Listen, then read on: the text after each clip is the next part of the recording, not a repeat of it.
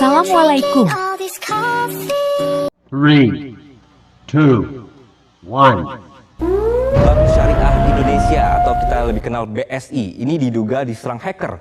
Erick Thohir merubah jajaran direksi dan komisaris belum sepenuhnya normal. melarang serius untuk meningkatkan keamanan dapat memperbaiki keseluruhan sistem operasional Mesin ATM terganggu.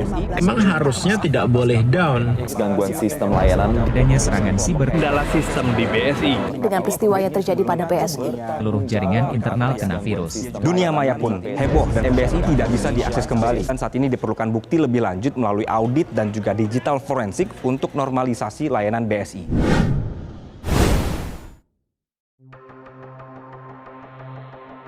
Otoritas Jasa Keuangan OJK memastikan saat ini audit dan investigasi terhadap PT Bank Syariah Indonesia Tbk Persero atau BSI masih berlangsung. Hal ini dilakukan karena BSI sempat mengalami masalah sehingga layanannya sempat tidak bisa digunakan beberapa hari. Lalu, apa itu audit forensik? Audit forensik merupakan pemeriksaan dan evaluasi catatan keuangan perusahaan atau personal guna mendapatkan bukti pada saat di pengadilan atau saat proses hukum berlangsung.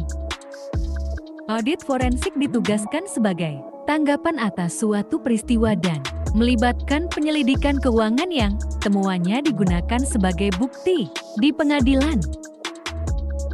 Audit forensik itu dilakukan oleh bank induk dan konsultan independen.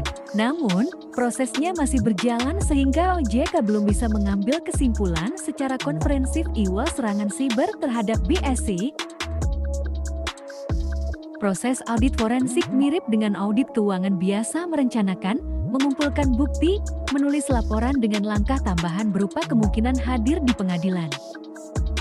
Selama tahap perencanaan, auditor forensik dan tim akan merencanakan penyelidikan untuk mencapai tujuan. Kedua, mengumpulkan bukti. Bukti yang dikumpulkan harus memadai untuk membuktikan identitas pelaku penipuan di pengadilan, mengungkap penipuan skema-skema, dan mendokumentasikan kerugian finansial yang diderita dan pihak-pihak yang terkena penipuan. Ketiga, pelaporan.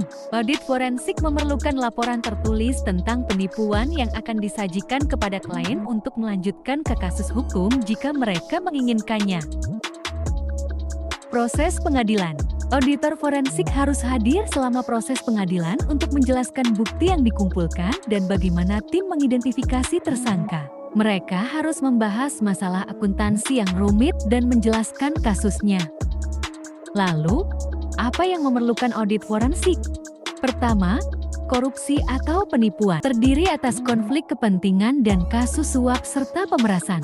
Kedua, penyalahgunaan aset. Ketiga, penipuan laporan keuangan. Akhirnya, dari permasalahan BSI tadi, BSI berharap hasil audit forensik dan investigasi ini segera tuntas, sehingga OJK dapat bisa memberikan rekomendasi yang tepat dan memastikan agar insiden serupa tidak terjadi.